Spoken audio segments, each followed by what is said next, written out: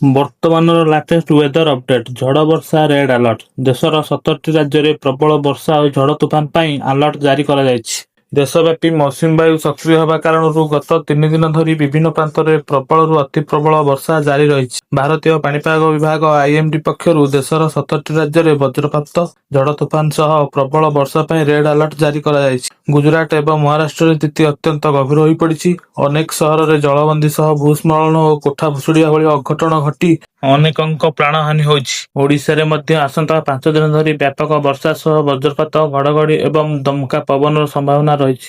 ଜୁଲାଇ 14ରୁ 16 ମଧ୍ୟରେ ବର୍ଷାର ପ୍ରକୋପ ଅଧିକ ରହିବ ବୋଲି ପୂର୍ବାନୁମାନ କରାଯାଇଛି। ଆଜି ଓ ଆସନ୍ତାକାଲି ପାଇଁ ରାଜ୍ୟର 30ଟି ଜିଲ୍ଲାକୁ ୱାର୍ଣ୍ଣିଂ ଜାରି କରାଯାଇଛି। ଉତ୍ତର ବଙ୍ଗୋପସାଗର ଓ ସଂଲଗ୍ନ ଦକ୍ଷିଣ ବାଂଲାଦେଶ ଉପରେ ଘୂର୍ଣ୍ଣିବଳୟ ସୃଷ୍ଟି ହୋଇଛି। ଏହା ପ୍ରଭାବରେ ଉପକୂଳ ଓଡ଼ିଶା, ଆଭ୍ୟନ୍ତରୀଣ ଓଡ଼ିଶାରେ ପ୍ରବଳ ବର୍ଷା ହେବାର ସମ୍ଭାବନା ରହିଛି। ଆଜି କେନ୍ଦୁଝର, ମୟୂରଭଞ୍ଜରେ ପ୍ରବଳ ବର୍ଷା ଆଲର୍ଟ ଜାରି କରାଯାଇଛି। 13 ଓ 14 ତାରିଖ ବେଳକୁ ପଶ୍ଚିମବଙ୍ଗ, ଝାଡ଼ଖଣ୍ଡ ଓ ଉତ୍ତର ବଙ୍ଗୋପସାଗର ନିକଟରେ ଏକ ଘୂର୍ଣ୍ଣିବଳୟ ସୃଷ୍ଟି ହେବ ଏବଂ ପରବର୍ତ୍ତୀ ସମୟରେ ଏହା ଲଘୁଚାପରେ ପରିଣତ ହେବ। ଏହାର ପ୍ରଭାବରେ 15 ତାରିଖ ଯାଏଁ ରାଜ୍ୟରେ ପ୍ରବଳ ବର୍ଷା ହେବାର ସମ୍ଭାବନା ରହିଛି। ଜୁଲାଇ 20ରୁ 30 ମଧ୍ୟରେ ଏକ ଉଷ୍ଣ କଟିବନ୍ଧୀୟ ପ୍ରଣାଳୀ ଭାରତୀୟ ଉପମହାଦେଶକୁ ପ୍ରଭାବିତ କରିପାରେ, ଯାହା ଫଳରେ ଦୁର୍ବଳ ମୌସୁମୀ ପୁଣି ସକ୍ରିୟ ହେବ ଏବଂ ବିହାର, ଝାଡ଼ଖଣ୍ଡ, ପୂର୍ବ ଉତ୍ତରପ୍ରଦେଶ, ମଧ୍ୟପ୍ରଦେଶ ଏବଂ ରାଜସ୍ଥାନ ଭଳି ଅଞ୍ଚଳରେ ବର୍ଷା ଫେରିବାର ଆଶା କରାଯାଉଛି।